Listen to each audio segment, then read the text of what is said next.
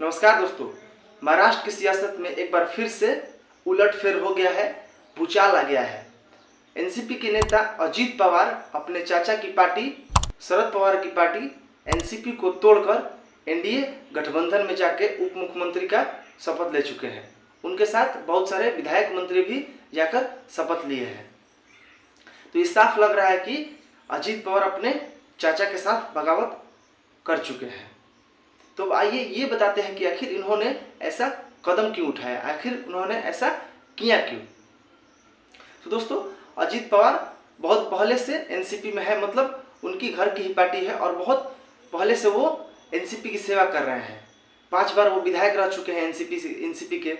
अच्छा खासा उन्हें राजनीति का अनुभव भी है। लेकिन जब शरद पवार ने पार्टी का अध्यक्षता छोड़ने की बात कही तब पार्टी में कोहराम मच गया। लगा कि शरद पवार के बगैर ये पार्टी चलेगी ही नहीं। तब शरद पवार ने यह फैसला लिया कि वो पार्टी के लिए कार्यकारी अध्यक्ष चुनेंगे। तब उन्होंने अपने बेटी सुप्रिया सुले और वरिष्ठ नेता प्रफुल्ल पटेल को पार्टी का कार्यकारी अध्यक्ष बना दिया।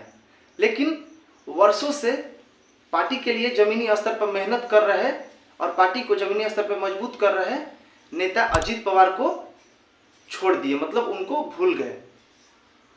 तो दोस्तों, ऐसा पहली बार नहीं हुआ था जब अजीत पवार की ऐसी अपमान हुई है, मतलब ऐसे उनको ठेस पहुंचा है।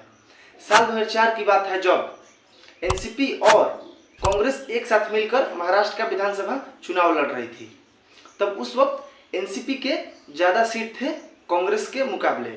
उस हिसाब से एनसीपी अपना मुख्यमंत्री बनाता। लेकिन शरद पवार ने फैसला किया कि वो राज्य में नहीं रहकर वो केंद्र की राजनीति में जाएंगे। तब उन्होंने फैसला किया वो मनमोहन की सरकार में केंद्रीय मंत्री बने। तब अजीत पवार को लगा कि अगर चाचा दिल्ली चल गए हैं तो यहाँ पर मैं मुख्यमंत्री बन जाऊंगा। लेकिन उनके सपने पे शरद पवार ने पानी फेर दिया और मुख्यमंत्री पद कांग्रेस को थमा दिया और वहाँ पे कांग्रेस के मुख्यमंत्री बन गए। उस वक्त भी अजीत पवार को बहुत बड़ा ठेस लगा था। तो अजीत पवार 5-6 बार उप मुख्यमंत्री बन चुके हैं, लेकिन मुख्यमंत्री बनने का उनका सपना एक बार भी अभी पूरा नहीं हो पाया है। और फिर साल 2019 की बात है जब शिवसेना और भाजपा के गठबंधन टूट गया था। तब उस वक्त अजीत पवार ने भाजपा के साथ गुपचुप तरीके से उप मुख्यमंत्री पद की शपथ ले ली थी और उस वक्त सीएम फडणवीस के साथ उन्होंने शपथ ली थी। लेकिन उनकी किरकिरी हो गई तब जब शरद पवार ने उन्हें फिर वापस बुला लिया और उसी दिन उन्हें उप मुख्यमंत्री पद छोड़ना पड़ा। उस वक्त भी उन्हें बहुत बड़ा ठेस पहुंचा था। दोस्तों, ऐसा बहुत बार उनके साथ हुआ है। और फिर आपको बता दें कि अजीत पवार बहुत दिनों से अपने बेटे पार्थ पवार को राजनीति में लाना चाहते हैं, लेकिन उन्हें ऐसा मौका ही नहीं दिया जा रहा है, मतलब मौका मिल नहीं रहा है। लेकिन अगर वही आप बात करें तो शरद पवार के जो दूसरे भाई हैं, उनका पोता रोहित पवार कब से विधायक है और शरद पवार का उसे स्पेशल आशीर्वाद भी मिलता रहता है। ऐसे में जो अजीत पवार है उन्हें उपेक्षित महसूस हो रहा है और सालों की जो ये घटना है, सालों की जो ये उनके अंदर भड़ास थी, गुस्सा थी, एक बार में विस्फोट बनकर फट गई। अब आइए आपको बताते हैं कि भारतीय राजनीति में ऐसा कोई बड़ा बात नहीं है विद्रोह करना, ये हमेशा से चलते आया है। चलिए आपको कुछ एग्जांपल्स बताते हैं।